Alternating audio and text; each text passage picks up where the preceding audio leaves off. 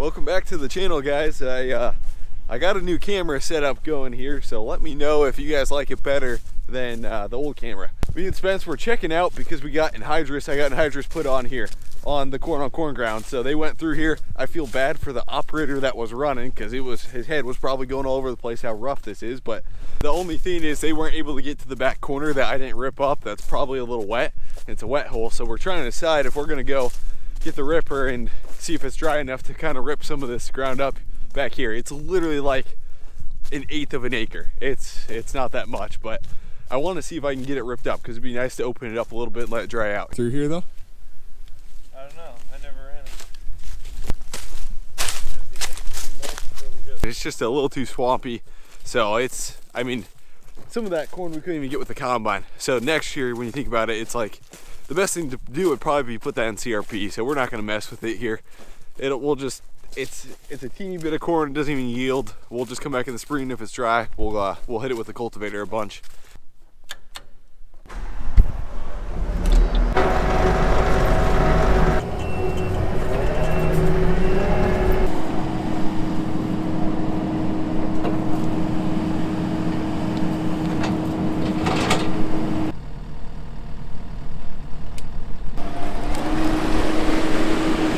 You guys remember when we were building the shed, we had a bunch of, well, I kind of came in here and we mowed down all the corn back in the summer and then just scraped it all up into a big pile and all the topsoil.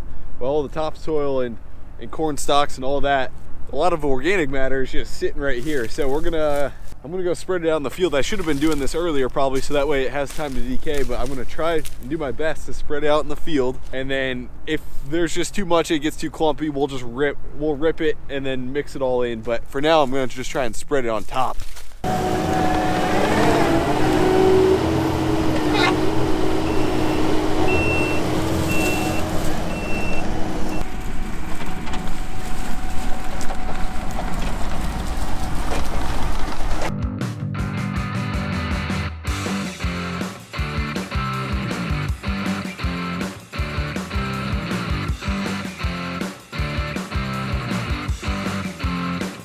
Right, so Grant's just about done getting all, that was the first like 1-2 inches that we kind of scalped off for the building site, so we didn't have, it was like the corn, so we cut the corn, if you guys remember, with the mower, and then obviously we didn't get it perfect, and then that was kind of the roots in the top layer of dirt. So that was actually like really warm in there and a bunch of mice. That's probably where all the mice are actually coming from.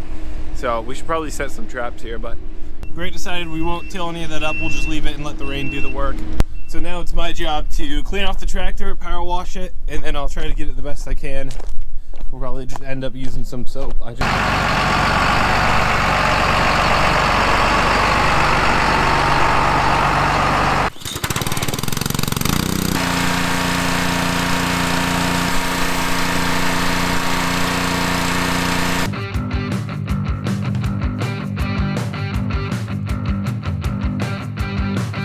It's the first time since I've owned that tractor that we're actually able to wash that tractor, which feels good, even though I guess I'm not washing it. Spencer's washing it. I need the leaf blower though.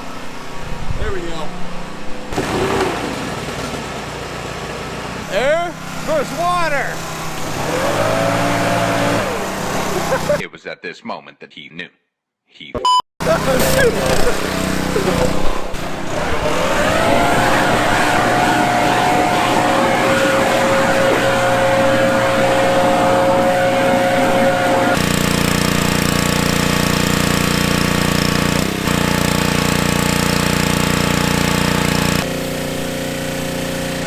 First time in a year she's been washed. We got her looking clean.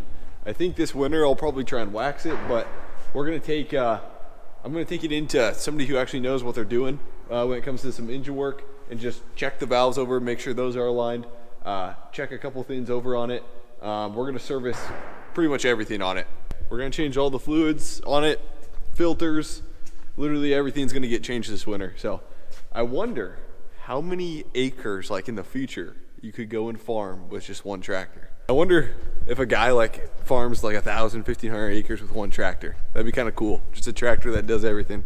And also you guys may see this camper in the background of videos like the whole winter. This isn't my camper. I didn't buy it. It would be perfect to have in the shed, but it's just a neighbor's camper. So he bought the, or he actually owns the Ripper here, and he needed a place to put it.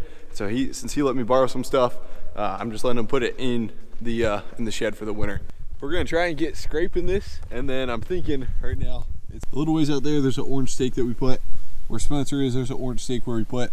We're gonna scrape off all the corn stalk, and then I'll probably dig down a little deep and really scrape off some of this topsoil. And then I don't think I have enough rock, but eventually we'll get a load of big rock and we'll start kind of spreading and expanding this.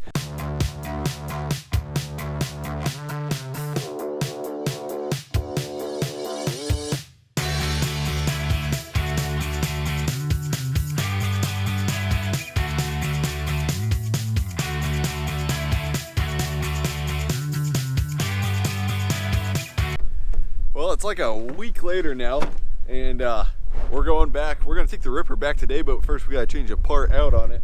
And we also bought a new crescent kit. I literally have gone through like 2 different kits that are just like cheap and horrible. And what brand is this? This is Crescent, and I've had this one since like 2015 or 16, and it seems like whatever we're doing, it works great. So. Just gonna get Grant this, same one. We have to change out the level adjustment on that disc back there. Is it this light? What do you think? Cut this off? Yeah. So this is kind of what we're trying to decide. So we can only make one cut because there's threads in the middle here, and we want to pull that out to put a new rod in. So I'm thinking we'll cut on the good side that's not bent, and then walk it out this way. So. All right. Good.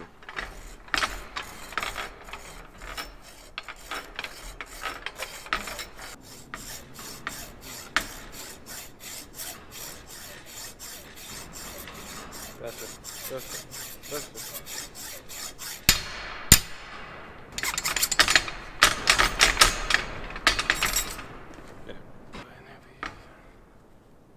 Well, we'll see how easy the new one screws in there.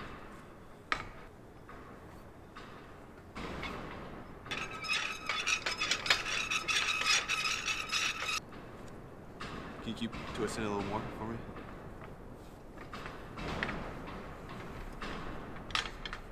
Well, right there will work. So we've been on a mice catching adventure. It's gonna be fun this winter. Have we caught any? We got some poison right here. This fresh cab stuff is supposed to keep mice out, but I think sometimes you just gotta use the old hammer or something. We're gonna try this. I'll just put this in the cabs. It smells good, but this should at least keep these little devils out of the cab, hopefully.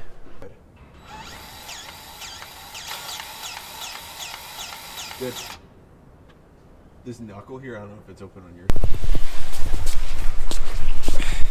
Thank you, sir. No, I'm not cutting that. Dirty boy. We're gonna run this Ripper back. It's about 12 miles. This the shed where it's going, it's literally right next to my first farm I bought, the soybean farm.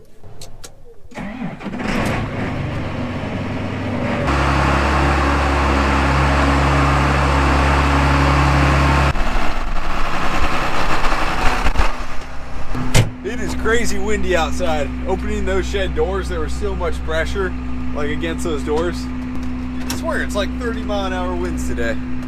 It actually snowed a day ago, 2 days ago, but it's all starting to melt, and it's gonna be 70 degrees this week, I think, which is crazy for December 15th. On December 15th, it's gonna be 70 degrees here. Wow. This is gonna be a tight fit through there. It was tight pulling it out.